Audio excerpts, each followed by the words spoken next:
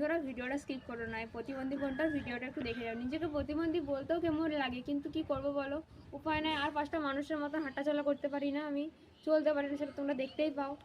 আর আমি এই দেখো হাতগুলো দেখো আরও দিন দিন আরও সরু হয়ে যাচ্ছে। এই হাতটা তো আরও বেশি সরু হয়ে গেছে, এইটা যদিও একটু মোটা আছে, এই বাঁ হাতটা আরও বেশি সরু। আমি বাঁ হাতটা উপর দিকে তুলতে গেলে এইখানটা আমার ব্যথা করে, এইটাই শুধু ব্যথা করে, কিন্তু নাহলে আমার আর কোথাও ব্যথা আরে করে না। টপ্পর শীতকালে এলে কোমরটা বসলে অসুবিধা হয়, তো আমি হাত তুলতে গেলে এর বেশি আমি তুলতে পারি না, আর খুবই কষ্ট হয় হাত তুলতে গেলে।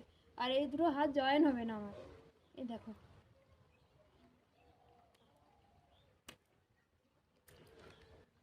মানে এরকম অনেক কষ্ট হয়, অনেক কষ্ট হয়। এই হাতটা আমার ডান হাতটা যদি আমি ঘুরাতে পারি এমনি করে, কিন্তু বাঁ হাতটা পারি না, বাঁ হাতটা অনেক কষ্ট হয়,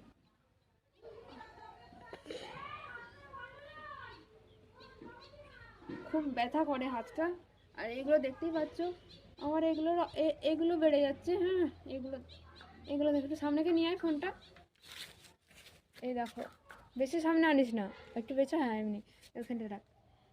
এই দেখো, তোমরা হয়তো এইটা দেখলে বুঝতে পারবে, দুটোতেই এইটাতেও হয়। এই দেখো, মানে খুব ব্যথা করে, এগুলো খুব ব্যথা করে।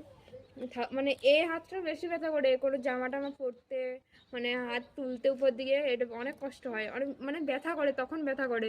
নাহলে এমনিতে অসুবিধা নেই, এমনিতে কোনো জিনিস তুলতে আর করতে, শিরাতে মাঝে মাঝে একটু একটু ব্যথা করে।